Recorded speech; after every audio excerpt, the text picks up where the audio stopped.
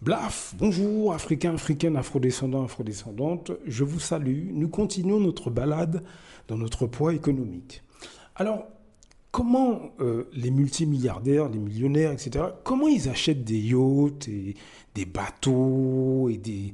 Comment ils font toutes ces choses-là? Comment ils font? Eh bien écoutez, c'est pas compliqué, on va voir ça aujourd'hui. Vous savez ce qu'ils font?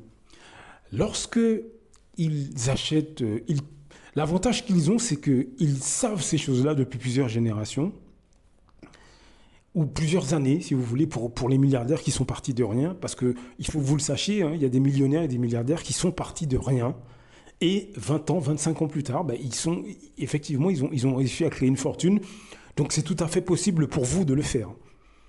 Oui, c'est tout à fait possible. Regardez sur l'Internet, vous avez pas mal d'exemples de gens qui sont partis de rien. Ok? Vous savez comment ils font? Ils montent un patrimoine au bout de 20 ans, 25 ans, donc composé, ils ont un patrimoine immobilier, des entreprises, etc. Comme on a vu dans les derniers audios, un millionnaire, lui, son boulot, c'est d'acheter des actifs. Il commence une petite entreprise, 20 ans avant, il fait grossir l'entreprise et l'entreprise achète d'autres entreprises. Ou des immeubles, ou des terrains, etc. En fait, ils investissent dans tout ce qui ramène de l'argent. Est-ce que vous comprenez? La vocation d'une petite entreprise, c'est de grossir et de racheter des actifs. D'acheter des actifs, ou des entreprises, ou éventuellement de l'immobilier, etc., etc. En fait, ils ne font rien à leur nom. Est-ce que vous comprenez? Avec les années, imaginons 10, 15, 20 ans, ils arrivent à se constituer un patrimoine de plusieurs millions d'euros, de dollars, de yens, ce que vous voulez, ok? Mais qu'est-ce qu'ils font quand ils veulent acheter la Ferrari ou la Porsche? Qu'est-ce qu'ils font? Ils s'adressent à un certain nombre de banques et on leur propose ce qu'on appelle le crédit lombard. Il y a une vidéo qui parle très bien de ça, beaucoup mieux que moi. Ça s'appelle « Devenir et rester riche, comment ils utilisent la dette pour s'enrichir ». C'est sur la chaîne Paycheck. Paycheck, pour ceux qui ne parlent pas l'anglais, c'est Paycheck. Allez voir, elle dure 15 minutes, allez voir cette vidéo. Donc cette banque leur propose ce qu'on appelle le crédit lombard. Qu'est-ce qui se passe? Eh bien, on leur propose plusieurs choses. On leur dit, OK, vous avez un patrimoine immobilier énorme, des entreprises, etc. Mettez votre patrimoine sous notre gestion à nous. OK? Gestion entre guillemets, c'est pas le bon mot, mais en tout cas, ils donnent la possibilité à la banque de saisir ces entreprises, etc., si toutefois ils n'arrivent pas à rembourser le prêt qu'ils veulent contracter. Et la banque leur demande en plus une certaine garantie. C'est-à-dire, s'ils veulent emprunter 5 millions d'euros, ben on leur demande de mettre en plus en garantie 5 millions d'euros. OK? Mais gardez à l'esprit que l'avantage de ce système, c'est que vous n'êtes pas imposé sur ce que vous empruntez. C'est comme ça qu'ils échappent à l'impôt, en partie. C'est pas qu'ils échappent à l'impôt, c'est leur façon d'emprunter qui est différente. Est-ce que vous comprenez? C'est-à-dire que quand ils ont rempli toutes les garanties, disons qu'ils mettent en garantie 5 millions d'euros, ok? Ben, ils peuvent emprunter 1, 2, 3, 4, 5 millions à 1%. Le taux, il est de 1%. Donc là où les afrodescendants que je vous décris dans toutes ces vidéos, qui veulent frimer avec leurs belles voitures et leurs grosses maisons, là où eux, ils empruntent à 12%, eh bien, les multimilliardaires, eux, ils empruntent à 1%. OK? Donc, imaginons le gars ou la nana, ben, elle emprunte 2, 3 millions. OK?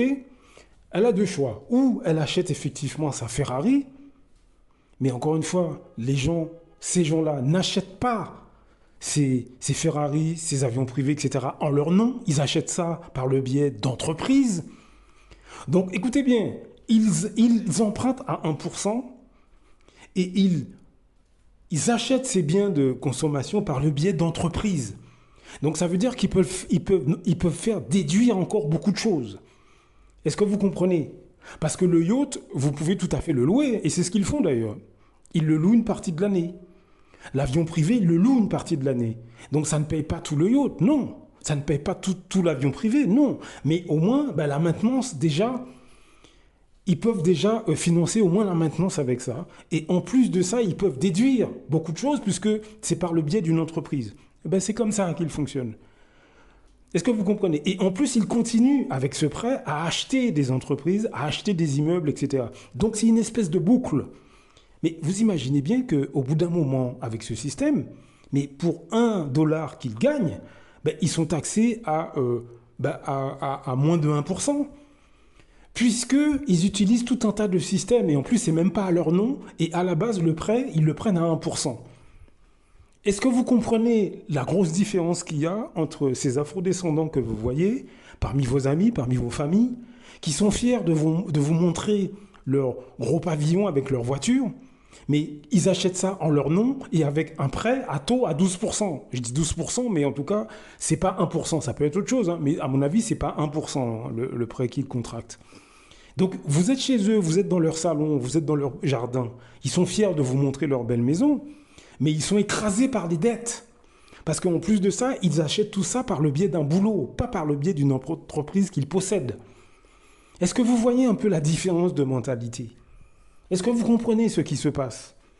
Ce qui fait que ces gens, ces afrodescendants qui sont sur toute l'échelle sociale, qui économiquement ne connaissent rien, ceux qui sont au sein des masses populaires et qui agressent économiquement leurs semblables, puisqu'en fait c'est une forme d'agression économique. Quand vous avez des membres au sein de votre famille qui ne veulent pas, par exemple, que vous achetiez une maison, un terrain, parce qu'ils vous jalousent et vous méprisent, ils font tout pour vous calomnier, parce que ça se passe beaucoup comme ça chez nous. Il faut qu'on se le dise. Ils ne veulent pas que vous ayez mieux qu'eux. Mais eux, par contre, n'hésitent pas à acheter des grosses maisons et des grosses voitures, parce que les gens qui vous jalousent par méchanceté, dédain, vous calomnient, souvent ils ont plus que vous. Hein. Eux, ils ont la grosse maison et la belle voiture, mais eux, ils ne veulent pas que vous ayez la même chose, parce qu'ils veulent que vous soyez en dessous d'eux. Et ils veulent que vous les preniez, eux, comme exemple. Est-ce que vous comprenez? Mais alors qu'eux n'y connaissent rien économiquement, puisqu'ils achètent tout déjà en leur nom, ce que les milliardaires, millionnaires ne font pas. Ils prennent des crédits avec un taux énorme, ce que les milliardaires, millionnaires ne font pas. Est-ce que vous comprenez ce qui se passe? C'est l'une des raisons qui fait que dans tous les pays où nous sommes installés, eh bien, on suit l'exemple de ces gens-là qui se trouvent parmi nos familles, parmi nos amis. Ils nous font croire qu'eux sont au top parce qu'ils ont la belle voiture garée dans l'allée, avec la maison avec garage et puis grand jardin, mais ils payent bonbon. Les crédits, ils arrivent à peine à les rembourser, même s'ils sont bien payés. Parce que ce que je vous dis là, que ce soit des ouvriers ou des ingénieurs, c'est pareil. Hein. C'est exactement la même chose. Donc, on regarde ces gens-là, on se dit, tiens, ben, on va faire comme eux. Mais en fait, non, c'est pas comme ça qu'il faut faire. C'est que dès que vous avez un petit peu d'argent, essayez d'acheter, vous avez un boulot stable, un terrain, une maison, un immeuble, et vous louez. Vous montez une société qui va acquérir ces choses-là et vous louez. Donc ça vous met tout de suite, si vous voulez, dans le jeu des plus riches. Même si vous commencez, vous débutez, mais ça vous met tout de suite dans le jeu de ceux qui ont l'argent. Est-ce que vous comprenez ce que je vais vous dire? Est-ce que vous voyez? Vous pouvez tout à fait acheter un parking. Vous avez pas, vous voyez ce que je veux dire? Un parking ou bien une laverie, par exemple. Hein, par exemple. Vous pouvez commencer comme ça, ou une chambre d'hôtel. Hein. Maintenant, ils vendent des chambres d'hôtel. Renseignez-vous, cherchez sur l'Internet, formez-vous sur ces questions-là. Est-ce que vous comprenez à quel point nous sommes manipulés par une catégorie d'afrodescendants sur toute l'échelle sociale, qui n'aiment pas leurs semblables, qui les empêchent au quotidien de progresser, puisque comme je l'ai dit, au sein des familles et parmi nos amis, nous avons tous, dans nos familles et parmi nos amis, des gens qui jalousent les autres membres de la famille parce que vous achetez un terrain, une maison, etc. Donc ils vous cassent. Vous avez des amis qui font la même chose. Économiquement, ils ne veulent pas que vous ayez plus qu'eux. Ils veulent que ils veulent qu'on les voit, eux, comme une élite. Parce qu'ils ont un bon boulot, parce qu'ils sont cadres pour certains, ou parce qu'ils sont ouvriers dans une boîte depuis 20 ans, donc ils veulent qu'on les voit comme des gens qui ont réussi, alors qu'ils ne vont nulle part. Ils sont empêtrés dans les crédits, ils arrivent à peine à s'en sortir, mais ils flambent devant les autres membres de la famille et devant les amis. Économiquement, ils sont zéro. Même quand ils possèdent 1 ou 2 logements qu'ils louent, c'est bien, mais ça ne fait pas d'eux des rois du pétrole. Parce qu'encore une fois, il faut grossir. Il faut voir grand, large, parce que plus vous voyez grand, large, plus vous pouvez exonérer des choses. Est-ce que vous comprenez? Les riches, eux, avec le système que je vous ai expliqué, le crédit lombard, donc ils empruntent à un taux plus faible, ils réinvestissent dans des entreprises ou l'immobilier, et ensuite ils achètent leur Ferrari ou leur Porsche. Est-ce que vous voyez le truc? Est-ce que vous voyez le truc? Et en plus, quand ils veulent une autre Ferrari, qu'est-ce qu'ils font? Ils vont en premier acheter d'autres entreprises ou investir dans d'autres entreprises.